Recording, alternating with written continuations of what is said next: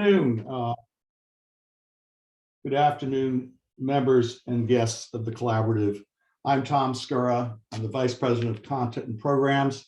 I'd like to welcome you all today's session on third and fourth party incident response.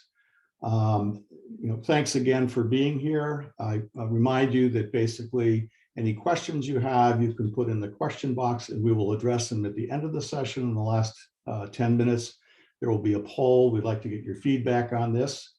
We will provide a copy of the presentation for members. It will be provided through normal means. For those interested in joining the collaborative, you can reach out and we'll send you a copy of this as well. And hope you will consider joining our great team. Today, I am very pleased to have as a panelist and a key contributor to our task force, John Germain. He's the CISO of Duck Creek Technologies. Unfortunately, Robert Wood, CISO for Medicare and Medicaid services, had a last-minute conflict and couldn't join.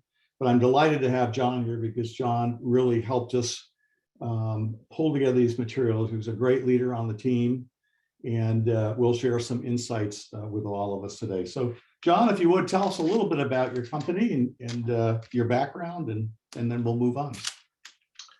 Sure. Thank you, Tom. Pleasure to be here. Pleasure to talk to everybody. I've been in security for probably 15, 20 years in some respect or another. I've been a CISO for around 10 years. Right now at Duck Creek Technologies, we're a software as a service company where we provide software and services to the insurance industry. So you can think of all the cool insurance commercials that you see. We're probably supplying those companies with their back-end technology. I've been with Duck Creek a little over 4 years. And in that time, we've grown tremendously. And it's been a real pleasure for me to work for that company.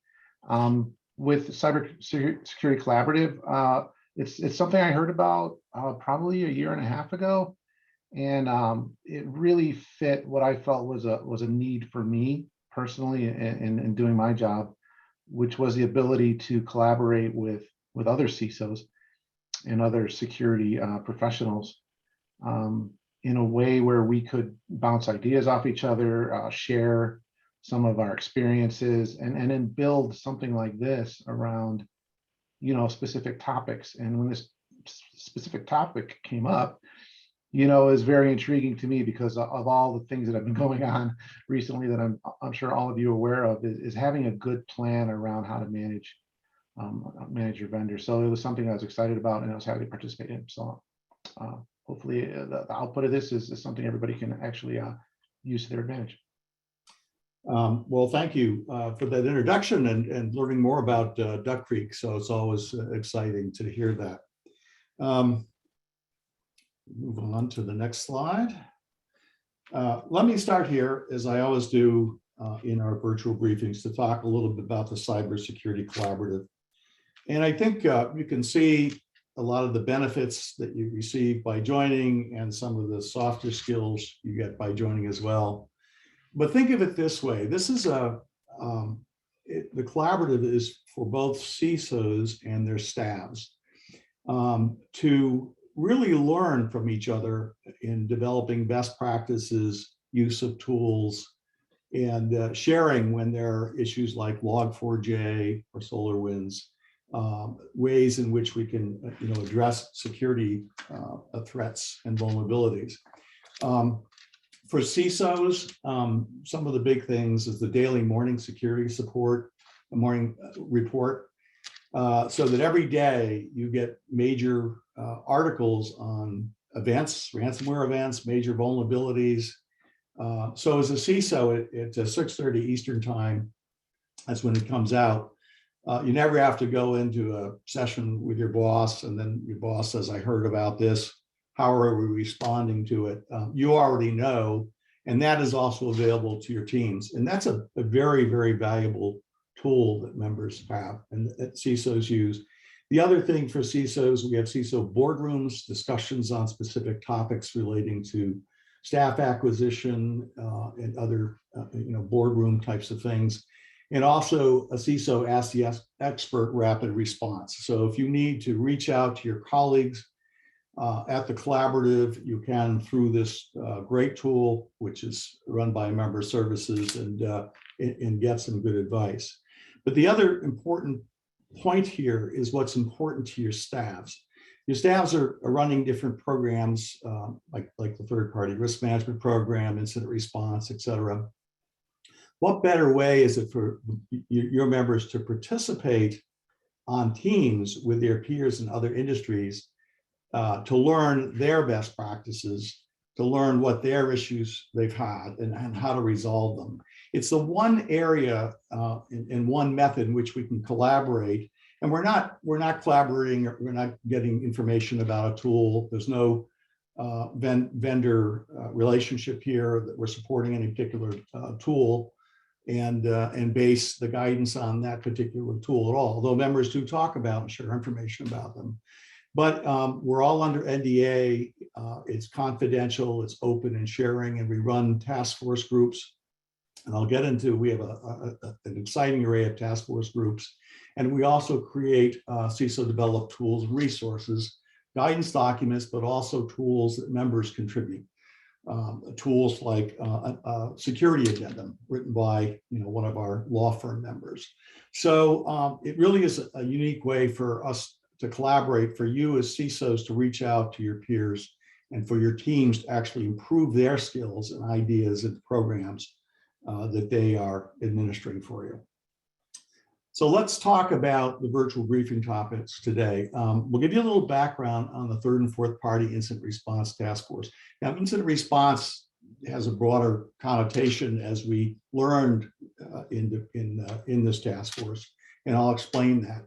We're going to talk about the forces reshaping third party risk management. Even in the last few years, your program is being forced to evolve into something far more reaching than it ever was. And we'll explain what those forces are in terms of what was discussed at these meetings. And then we're going to give you some strategies for addressing these forces. We actually have a strategy document that's available for everyone. We'll share that. And then for members, we have the TPRM Program 22 Implementation Guide, a framework that we developed a year ago that now has been enhanced to address these new forces reshaping how to make your TPRM program effective.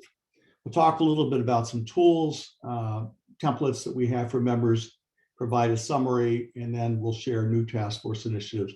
At the end, we'll have time for the Q&A and then also the poll. So let's talk a little bit about the background. What makes up a task force and how does it work? Okay, people always ask that. Well, there are organizations representing different industries and government agencies. We're not industry centric. We believe there's value in hearing from all different industries. If you're a financial firm, obviously you may be under more regulation, but you may have advanced aspects of your program, and that advancement is very helpful to other members that are trying to build their programs. Members share their successes, false starts, and challenges. It's a very open session to say, hey, we had a failure here. I brought on this tool. It didn't work. I didn't communicate properly to manage it. Whatever it might be, we're very open about it. And members learn from the successes and false starts of other members. And there's value in the collaboration at every meeting. You can raise a topic at or during meetings that you want to address in a particular task force, and then we'll work on it, as well as the deliverables that we produce on them. Task forces run 8 to 12 weeks. There's a definite agenda for each session. In other words, for this one, we covered multiple aspects about incident management. So from onboarding to contracts, and we discuss those at different sessions. Sometimes we'll go back and re-examine some of the things that we discussed. But the idea is we're trying to understand what are the best practices around these and what tools can we as a team give to other members of the collaborative. And John, I might come back to you a second because again, you were so key on this and I remember talking a little bit about the challenges with like inventorying fourth parties, right? Which now people are being required to. And you've said some interesting things about you have to really focus on those key suppliers, because the systems, you'll never be able to manage the systems to try to do that. Certain things like that in your own experience. Right. I think the discussion was a myriad of topics. Just the process that we go through to create this content, I think, is amazing. You do a great job, Tom. But to the point of this, it's third and fourth party. How do you identify what a third party or a fourth party is? How do you classify them? You have to classify them by risk. And there's different steps you could take for different classifications. You know, if it's a tremendously critical vendor, then there may be one process you need to follow. If it's, you know, not as critical, maybe there's not as much you need to do. So all of those types of discussions and what types of tools you need and processes that you need to implement, I think was, you know, really beneficial to hear from a bunch of different CISOs, a bunch of different security executives on how they handle those things. And, you know, coming out of that is just the knowledge coming out of, so participating on the team is one thing, right? You could just get so much out of that. So I think that's a tremendous in of itself. And then the output that we're sharing with you today is, you know, a guide. You can use as much of it as you want. You can use all of it. You can use it as a blueprint, or you can just use it to supplement what you're already doing. But it's you know, it's just amazing in terms of what we're able to develop and what this organization does. Yes, and it is amazing. Every time I attend one of these sessions or moderate a session, just I've been in this profession a long time, how much more we learn about how better we're all getting and trying to get at doing this, and how the security challenges just keep on growing. I mean, it's hard to keep up with it. But we do, again, share our insights about, you know, how to address these, which I think is a unique opportunity to have that forum. So let's talk a little bit about what forces are reshaping third-party risk management, okay? So here's something, y'all have heard about Log4j and SolarWinds, what we call critical pervasive threats and vulnerabilities. Critical in the sense that they can cripple an organization, pervasive, obviously, because they're across multiple organizations or different software platforms. They can disrupt the business. It isn't just that someone grabbed PII and now you've got to notify a state agency. Right now, some of these things are actually stopping business. And the one that we talked about, we've had a task force last year on, is ransomware. Everyone knows about Colonial Pipeline. Well, it didn't actually stop the distribution itself, the physical distribution of material, but it affected a lot of the billing and administrative activities, which actually halted that distribution and affected consumers along the East Coast. As we mentioned before, 69% of all malware attacks in the second quarter of last year were attributed to ransomware, and the attacks are increasing, with 10 million being the highest payout. So this isn't going away. If you get the daily security briefing, you usually find some ransomware incidents in every one, sometimes two. But ransomware can cripple an organization. It has a Colonial Pipeline. And if you're dependent on that supplier, and maybe you're dependent on an IT provider or something else, but if you're dependent on that supplier and that supplier's systems are down and then they can't process what they're doing because of that or recover, then you are equally affected. And that's really pushing companies to look at you know, the supply chain aspects in terms of criticality, not just the data that's being handled. And the second thing is software vulnerabilities that we see. The SolarWinds, 18,000 customers downloaded a Trojan, 90 million in insured losses is estimated on that one. And then more recently, Log4j, which was a vulnerability that allowed remote hackers to gain control by performing remote code execution. It was highly prevalent in code libraries. The fact of the matter is, SolarWinds and Log4j, it can affect you, but it can affect your suppliers upon which you're dependent. And the same things can happen. It can result in a non-availability of service. Used to be, we weren't worried so much about availability, it was the confidential integrity of information. Availability was almost thought as an IT function. Now, availability is absolutely being directly affected by these critical pervasive threats and vulnerabilities. So we face them. The point is, so does the supply chain and our third parties. And we now have to address this with them. And many members on our team were sending emails and they asked their key suppliers, how are you addressing the Log4j vulnerability? What are you doing? And they would have communications. Now, those that had systems to do this, formal, like it could be risk systems or TPRM systems, had an easier time of doing it than those that may relied on Excel spreadsheets. And then, we have to send out emails independently, and you know what that's like. So critical pervasive threats and vulnerabilities is something now we have to worry about in the supply chain and third and fourth parties. The second is, and I think this kind of feeds on the critical, the issues with Log4j, is regulations like the New York State Department of Financial Services cybersecurity requirements are imposing more requirements, audits, scrutiny over TPM programs. So not everyone is subject to that, but auditors are now actually moving more into this area. So what they're doing is they're asking how you are monitoring the security of third parties and the frequencies at which you're monitoring. Okay, before you send out a questionnaire once a year, every 2 years. Now they want to know, okay, if are you adhering to that schedule? Are you doing it frequently enough? The second is the belief that the regulators will soon be asking questions about fourth party risks are being addressed. There's some of that now in the wind. Maybe some auditors are starting to do that. And the question is, okay, who's responsible for that? Auditing how deeply you evaluate the security of third parties. So we all want to rely on SOC 2 Type 2 findings. But now some of the auditors are actually going through, are you looking at the exceptions? Because the exceptions talk about the actual operation of the control and the effectiveness of the control. And it could be that they have it, but it's not operating properly. Well, they're not patching regularly or something like that. And so auditors are looking at that. They're now looking at your tiering methodology.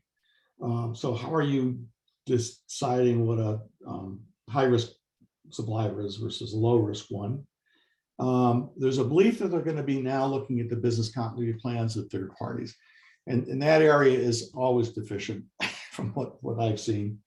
If it's deficient in most of our companies, I imagine in smaller companies, it's probably worse. With SolarWinds, we had major auditors looking at into the third parties that used it. Some of the key auditing firms, the SEC was interviewing companies about what their response was and could potentially affect their 4K, 10K rather, performance. And regulators are now holding companies accountable for fourth party breaches.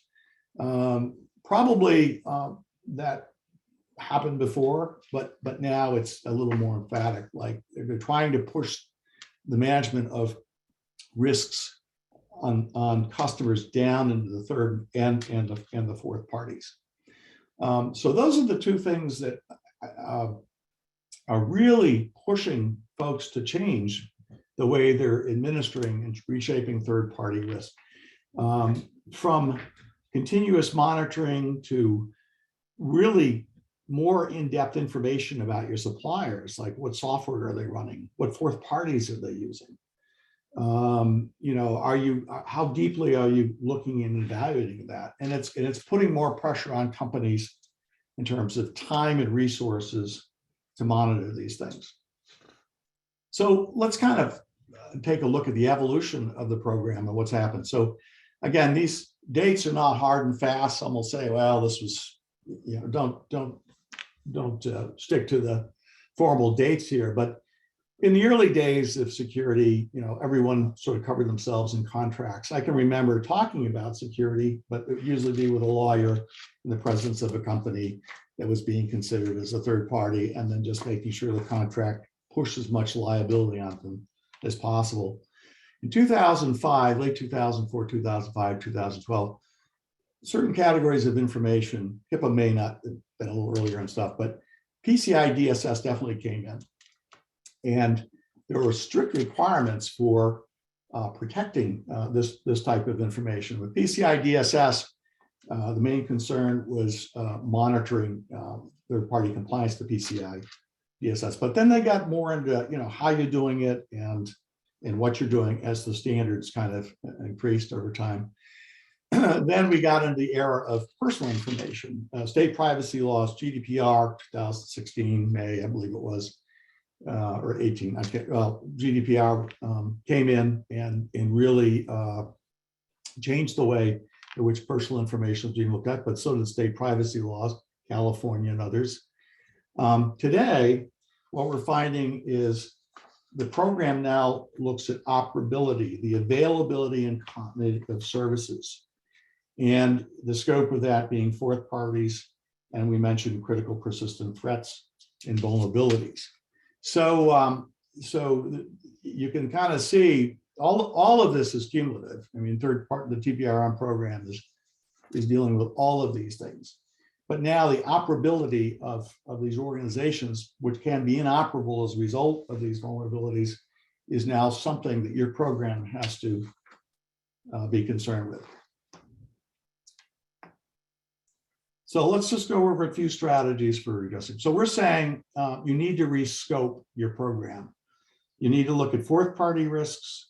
You need to start addressing critical pervasive vulnerabilities, and you need to go into more continuous monitoring of your third parties. So in other words, rather than just waiting once a year to get another questionnaire, you want to know if there's a problem, if they've had an incident, or if there's a problem with the security program, right? They've been taken over or something's happened. So you got to rescope your program. You got to redefine your relationship with suppliers. You can't do this with all your suppliers, but with your key suppliers. So you need to understand and define fourth party security management requirements. And we talked about this in the team a little bit. John, if I recall, it's still the responsibility of the third party to be responsible for their fourth parties, even though ours might hold us accountable. I don't think that's changed, but I think we're doing more scrutiny to make sure they're telling us about which fourth parties they're using, at least in advance. And there's some evidence that they're monitoring their security. Would you agree with that? I would, and we talked a lot about how we hold our third parties accountable through their contracts, and then is the next logical step that those contracts have to make sure that their third parties are also following the same kind of rules that we expect. And so it can, I don't know how far down the path you can go with that, but if and it goes back to criticality. So if you've got your vendors classified, like for instance, we use Microsoft, they're our number one vendor. Right. And so all of the services that are delivered out of Microsoft, we need to know who are they relying on, right, to deliver those services, if any. And because that's such a critical vendor, that's important information for us to know. So then, you mentioned monitoring. So we have to monitor those fourth parties if they're that critical, as well as the third parties. And we have to have some way to hold Microsoft accountable for the services that they're outsourcing. And it's usually contractually.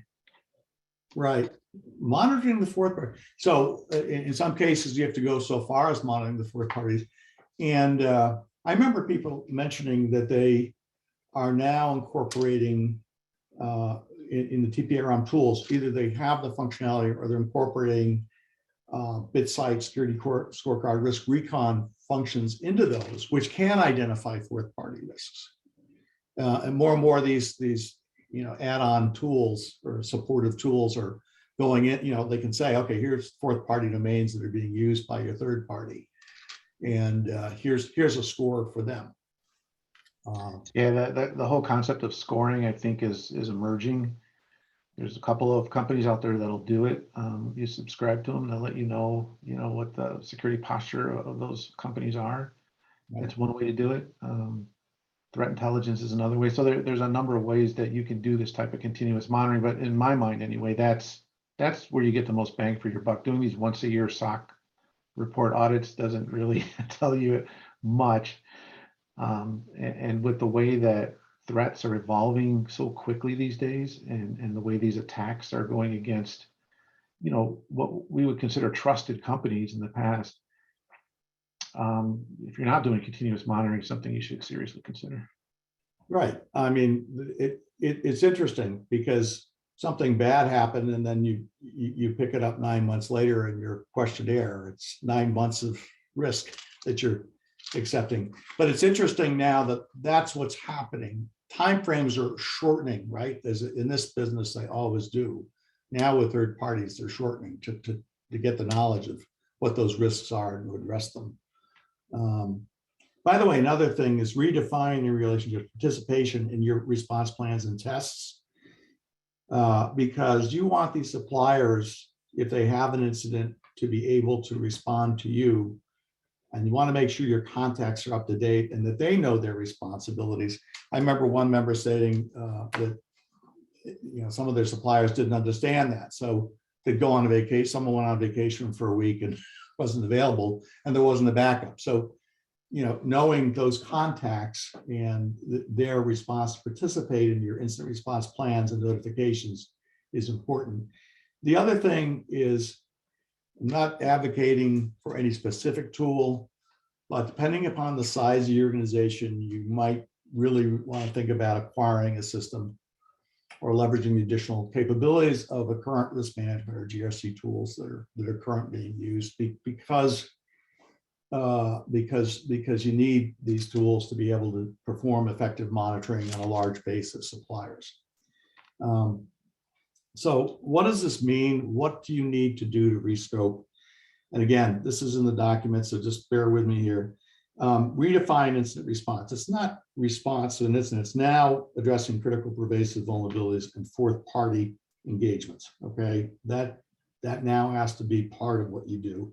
Update the supplier classification criteria to have a criticality feel to the business. Is how critical is this supplier to the business? Is it a sole source supplier? How would we do if the supplier shut down in a day? Do we have a backup? So it isn't just looking at, are they handling sensitive information? It's how sensitive are they to our ability to do business? Collect additional data about suppliers. This is why you need a system. The fourth parties that are used, and ideally critical software components. Now you can't do that on all of them, but if you can get information, software bill of materials, depending on what you're doing, then if a vulnerability comes out, you know which suppliers to actually hone in on. It's challenging to do that for sure. Emphasize fourth party management, recovery capabilities, and the evaluations that you do. So how are they managing fourth parties? Dig into that, and what are their recovery capabilities, especially for critical suppliers.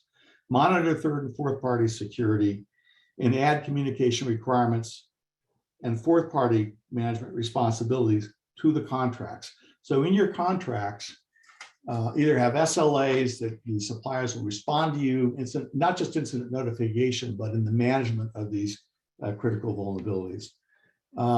Why we need to do this: liability, regulations, current threats we talked about. What do members say specifically on this? Just some tweaks here. Focus the increased data collection on suppliers, but that's a higher risk or on whom you are dependent for their services. You're not going to be able to do that for all your suppliers. So I think, as John said, Microsoft was a high dependent organization. So you obviously need to focus on the highly dependent organizations. The other thing we talked about is don't find out about what fourth parties are being used at the time you're doing contracts. This has to be done beforehand, right? I don't know if you mentioned it, but one member had mentioned the fact that they get down to contract negotiations and supplier wanted to stick in a statement saying that we accept these fourth parties and the potential risks on those. You really want to understand what fourth parties they're using up front and what those fourth parties are going to be doing. And that came up in the discussions that we've had. So you got to rescope, redefine. Again, what we need to do there is identify supplier responsibilities for fourth parties, Define incident and vulnerability management responsibilities for suppliers. That's notification, timely engagement on your calls, and incident response testing that we talked about. Again, define the communications requirements, keep the contact information up to date. That is a challenge, and demand that they improve their performance. So in what companies are doing is they're tracking their risks over time and seeing whether or not their bit site scores are improving or their risk scores have improved. And then they're trying to reward those suppliers. They haven't figured out monetarily or how, but at least to say, hey, this is a preferred supplier because they've continuously improved their security compliance with us. So demand that they do that. As we know, this is an ongoing effort, not a point in time situation. Why this is important: suppliers are extensions of your business. You are as secure as your suppliers. Effective security is timely security. We all know that. And I'll just give you a couple of number guidance here. Keep the supplier contact information up to date. Make sure that they supply the proper contacts. You have to test them out. You just can't get them and assume they're going to be fine. A lot of what happens is the companies use TPRM systems. Suppliers can actually have an account on those systems. They agree to have an account on those systems, and that can be a good vehicle for communications and updating contact information.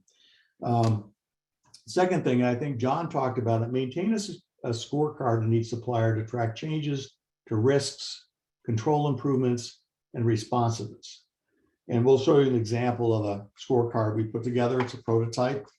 There are many ways to do it.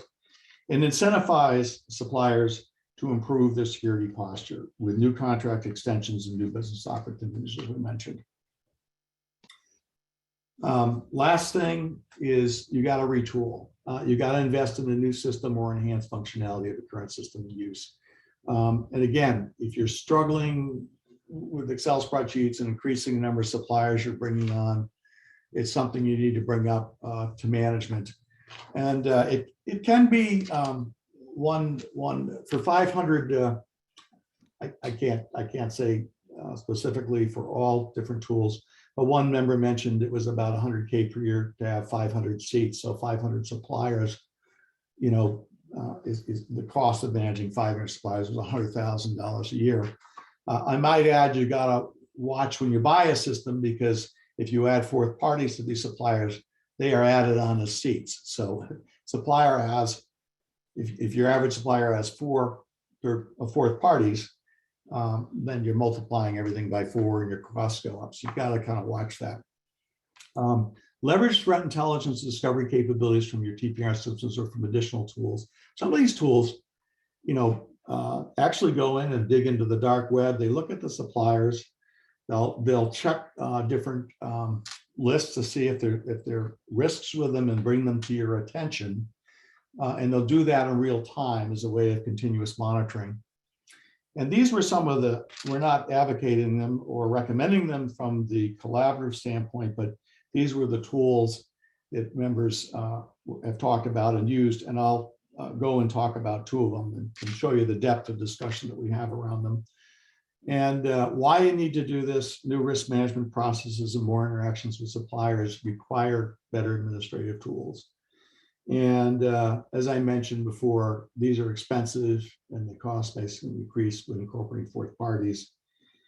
And what you want to do is consider the capability supplier to create customized questionnaires.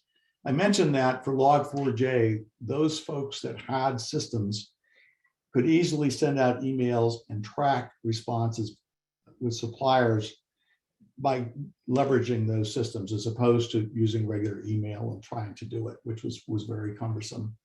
There's ways to add on customized fields. And again, some of these allow for integration with other tools. So that's the strategy document, which is available to everyone. The TPRM program, I'll just go over this very quickly as we move on. We're going to get into questions soon. The TPR program implementation guide, we made some changes from last year's guide. I'm just going to highlight the red areas were all added and changed based upon the discussion we had on the team. So the risk classification process now included, as I mentioned, supplier criticality, risk identification, supplier assessment. We actually changed one of the names of the phase to supplier onboarding. So that used to be more management and then monitoring. We combine monitoring management. Why this is important? Because the onboarding process is extremely important, that you get the proper information to be able to monitor and manage the supplier going forward.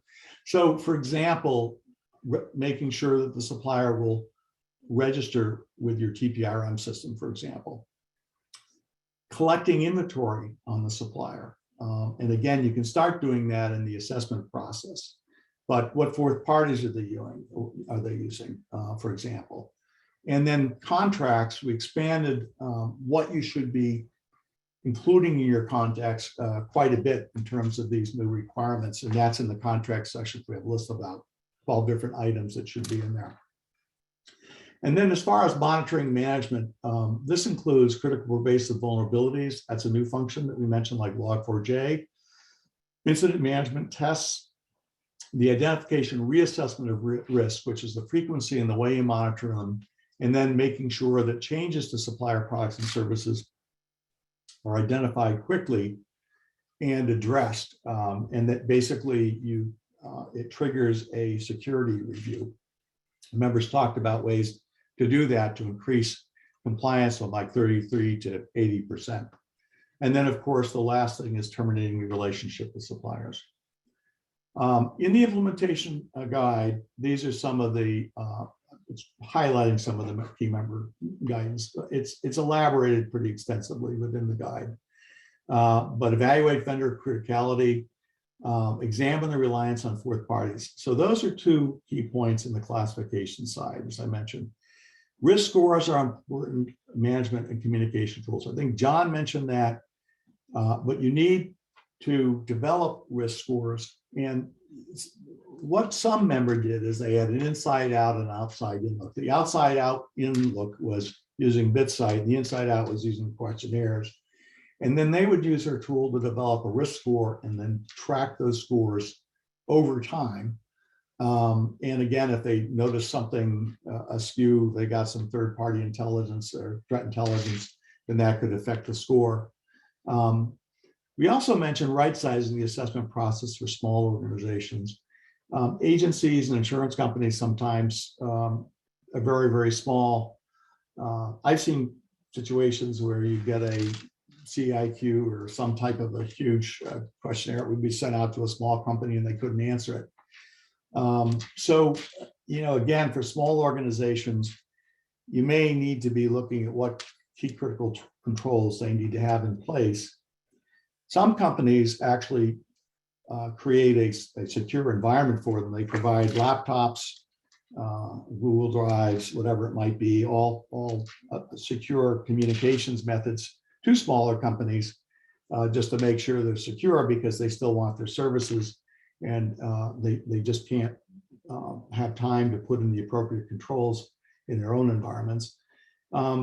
Supplier onboarding, now you're going to be collecting more detailed information and about fourth parties. And on contracts and supplier monitoring management, again, focus on monitoring critical suppliers and bringing threat intelligence discovery into the TPRM. All right, a few other things here. Maintain the scorecard, keep context list up to date.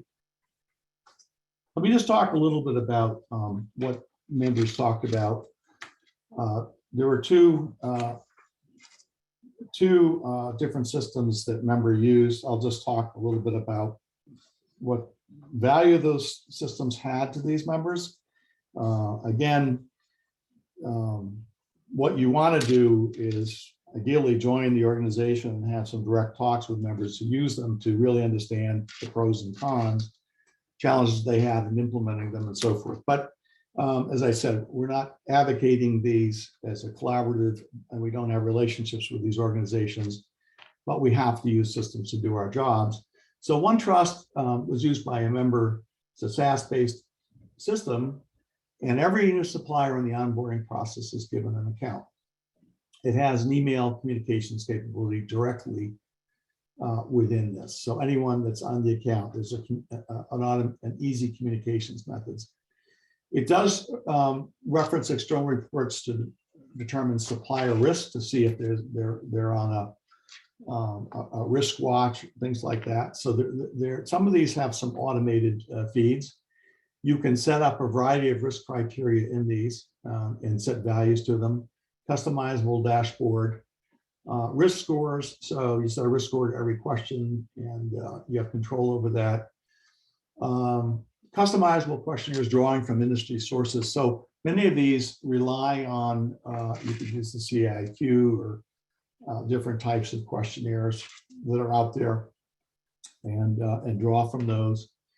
And they'll do assessments for you as a paid as a paid servicer. So you have to pay them. And one member decided they needed a tool. Interestingly enough, it took 1 month to set this up. Now they had to get a full-time consultant in. And this tool itself, and I thought it was a GRC, and I was wrong. It's a risk management tool. It doesn't have all the other features of a GRC, but it is well focused to providing the admin support this member needed to manage these new challenges in their third-party program. So then the other was Panarrays, which was a SaaS-based system. And a third party has an account on this, with also with an email communications capability. By the way, we weren't comparing one or the other. These were member sections where they sat and they talked about, actually demonstrated the use of the system to other members. So new third parties add additional information. You can put in business information, the likelihood of being a target, the volume of confidential data. For example, they handle availability requirement, contact information, has a lot of good data collection capabilities. Scans to determine which regulations apply to these parties. So depending upon what you're using them for, they'll say, oh, they've got to be PCI compliant, HIPAA compliant, compliant to NYSDFS. And they will ask which fourth parties are used in the questionnaire. And they actually can scan, do an external scan of those fourth party domains. They do continuous scans for information, social media accounts, business type, number of employees, dark web, asset reputation. So there is a good continuous security monitoring capability to using this tool that just doesn't occur when you do a once a year questionnaire. So if something happens where there's a change in their scores or change in their business, or they're being acquired, or something's going on, they might be being attacked, that's brought to your attention, and then you can address these issues with a particular supplier. And then it monitors changes to the vendor security postures. I mentioned the customized questionnaires as well, just like OneTrust. So there's one member who is actually going in that's looking at 14 different systems. We haven't gotten the results of that particular evaluation, but we're going to come back and ask them what they did. And they really did a thorough evaluation on not just features, but the investment that is being made in these tools, because more and more investment is required to be made in these tools to address some of the new challenges that we're all faced with in our TPRM programs. So in any event, this is ongoing, and this is something that we continually discuss, at the collaborative. I better move on. A couple tools that we have is a new third-party risk management standard and a TPRM program workbook. For those that are, I think as John said, you can use parts of this to enhance your program, or if you don't have anything, it's a good basis to start it. We actually, in the TPR program workbook, actually did an inherent risk calculator based upon different questions and came up with different categories, and a mitigation tracker. Again, I wouldn't recommend this as a replacement to a TPRM system, but if you're getting started and want a prototype, it's a very good starting point. And then we put together a little bit of supplier scorecard prototype that you can use, again, if you want to track residual risk values over time, mitigation efforts, and then, you know, what's overall score in terms of their improving residual risk, external evaluations, progress on mitigations, and the responsiveness to us. Those are 4 categories that we came up with, and that is available in the workbook. So summarizing, we talked about new threats and increased regulatory scrutiny that's putting more demands on the program. It's not going to go away. It's going to get worse. We've given you guidance on rescoping, redefining, and retooling your programs. And the collaborative, in addition to providing these documents, is a way that you can come to your peers and collaborate on the best ways to actually improve your PPRM programs with tools and guidance, and obviously discussions with members as they're improving their programs. So we'll hope you will, members of the collaborative will avail yourselves of these documents, which we put in the next week or so, and new members will inquire about what these documents are and the other services of the collaborative. What I want to do before we go to the Q&A and the polling, I want to talk about what we're planning for this year in terms of task forces. We surveyed the membership. And again, there may be new task forces come in as new members come in. And again, if members want to shift discussing on anything, we can adjust it. But we've already started the security awareness training methods for great engagement effectiveness. Members are showing gamification. You know, it isn't death by PowerPoint, but they're doing some very innovative ways of engaging members in training. And we've had a couple sessions on that. That we'll present at the end of April. We'll have a virtual briefing for members. We are going full bore with security metrics this year. Looking at different levels and types of metrics, operational metrics, boardroom metrics, how to implement a metrics program, and we're looking at providing some more than Excel tools to members, maybe using a Tableau or a system to help members share anonymously their metrics. Boardroom security presentations, templates, we're putting those together. Other areas are incident management, monitoring, SOC and SIM areas, staff development, mentoring for the CISO role. CISOs want to get together and make sure their staffs are being developed to move up in their organization. So there'll be a big CISO initiative to talk about how to do this, as well as meeting staffing needs, which is always a challenge. Identity and access management, application security comes back again. We'll have a one-day session on quantum computing, not to make you experts in it, but really to look at its impact on encryption and what we need to do to protect it. And then data regionalization in the context of privacy. And we're looking to, in addition to outputs from these teams, these are some key contributions we're adding this year. Security metrics portal, incident management playbooks and tabletop exercises, boardroom templates, and a staff development CISO webinar.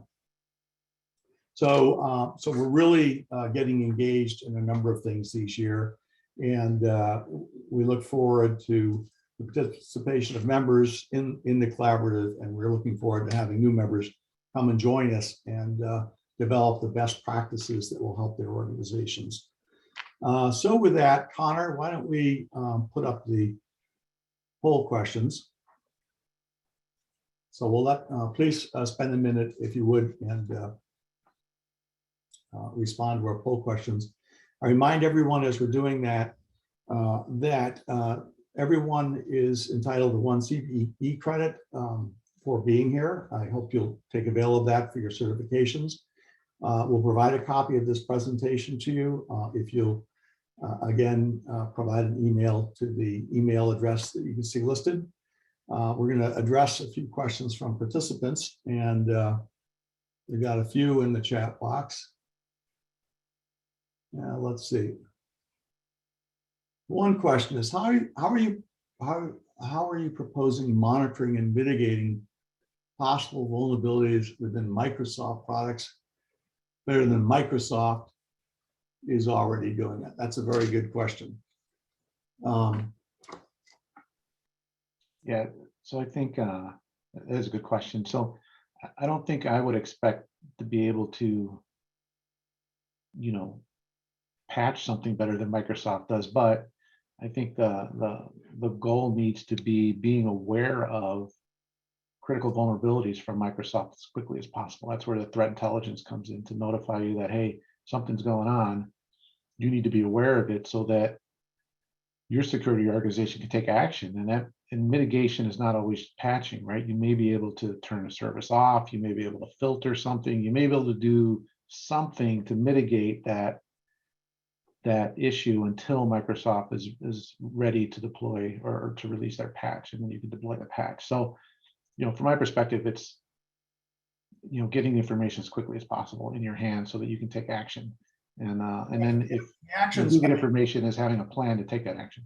yeah, I mean, on some desktops, it may be Microsoft patching services, but others may be, especially on some servers, more challenging, right? So you need to, yeah, we're not saying that we're going to come up with a better way of doing it than Microsoft necessarily, but let me just tell you something on the other hand, just to counter that. When we were talking about, we had a team on Log4j.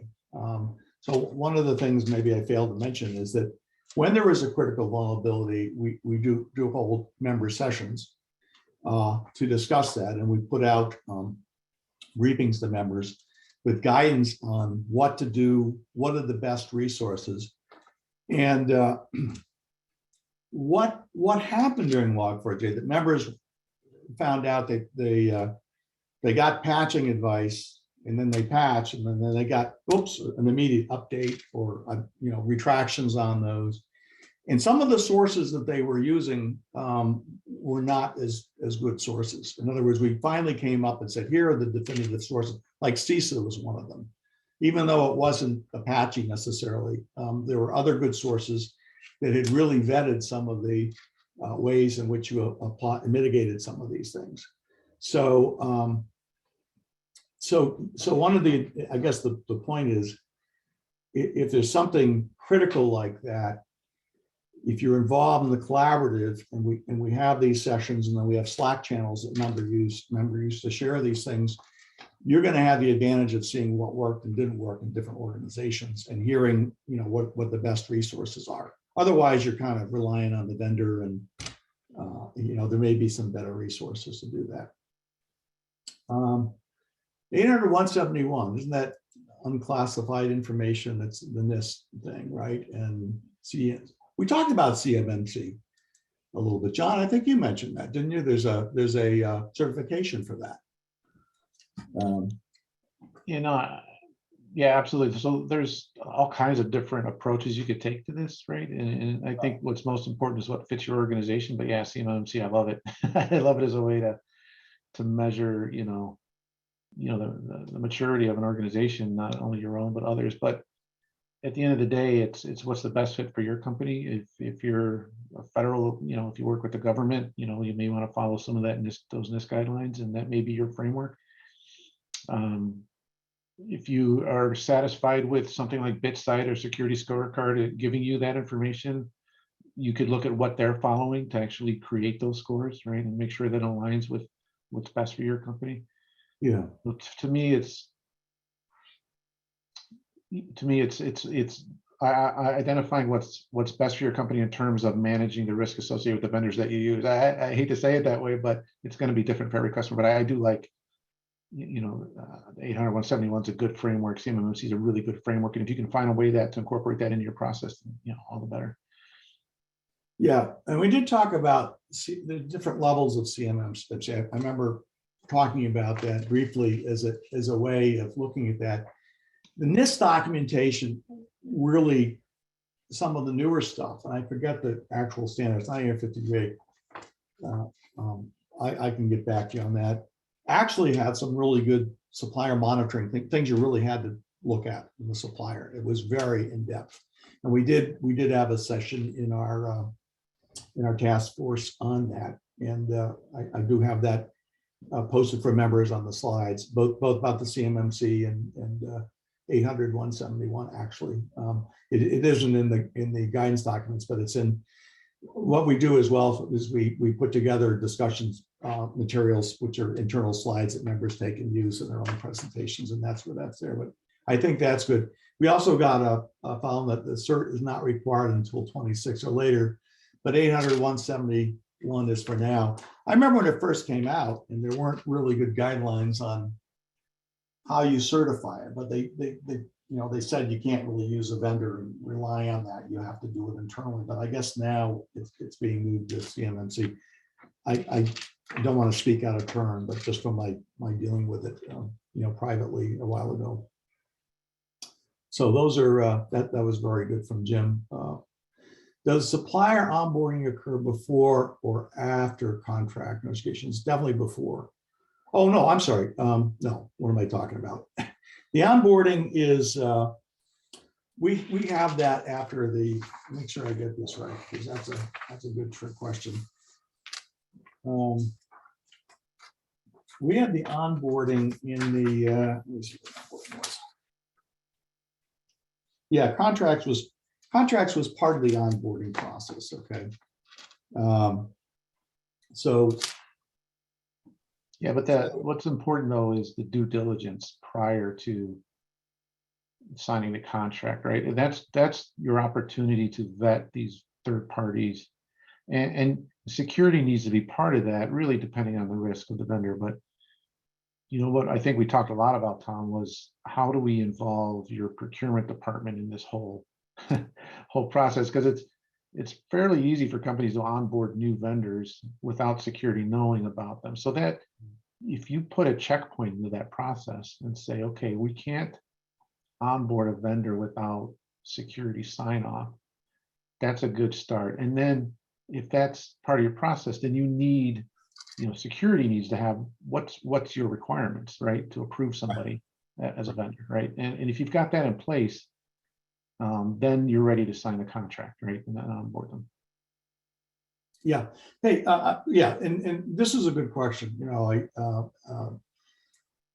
What happens in the contract negotiations? We do say you want to include information like I didn't show it on the screen because it's in our detailed document, for members. We do say you want to require them as part of onboarding the supplier to be a TPRM, to register in the system, to provide this kind of data inventory, to do these kinds of things. So the contract, you could, in the evaluation process, you're starting to collect some inventory information, some data information through the questionnaires, and that's fine as a start. But until you've really finalized the contract and they've agreed to do these things in the contract, will they then share their data inventory information and register? So just in terms of the mechanics of making that work. But the contract negotiation is part of the onboarding. It may be up front. I had it down in the back in the presentation. So that was a decent question.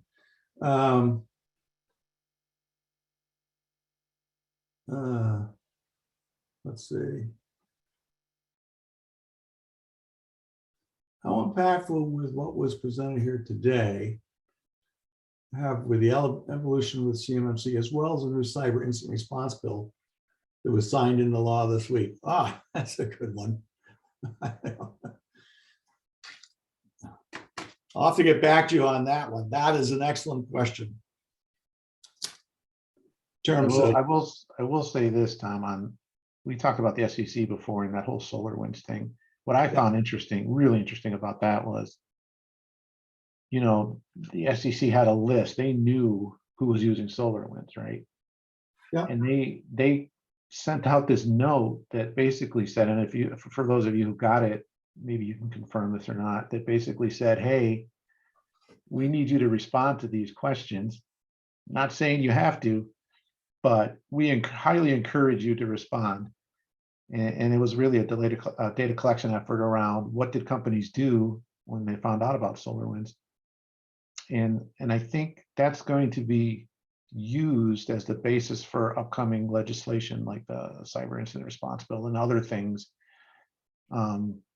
especially for publicly traded companies, right? That you're going to be held to a level of capability to respond, right? And so you have to be prepared for that. That's a lot of what a lot of this is about, is are you able to respond if one of your critical third parties has an incident? And you have to be able to prove that you can respond, right? And those are the things that I think are coming. And if you don't respond well, it could really significantly impact your company. Yeah, From it's fun. I mean, I think I want to look at that bill because it talks about 72 hours. That's right from, I don't want to do this online, but we'll take a look at that. 72 hours is the big GDPR, to take away from GDPR, but that's an excellent question. Thank you, and anonymous attendee, for bringing it up. We're going to look into that. We'll publish something for the benefit of the members on that. That's an excellent question. I think, and John, you just got a big kudos from another attendee. We're right at the top of the hour. I have to thank everyone for being here today. I really want to thank John too for your contributions to the team and for providing some terrific insights, not only to the team, but for the members today, and taking an hour out. So please, if you have any questions, do reach out to the membership at membership team at cyberleadershipunites.com. You can see the email address. We'll be glad to provide you more information. And again, we wish you all the best in managing the risks that you have with third and fourth parties. And please let us know how the collaborative can help. All the best to you. Have a great rest of the day. Bye-bye.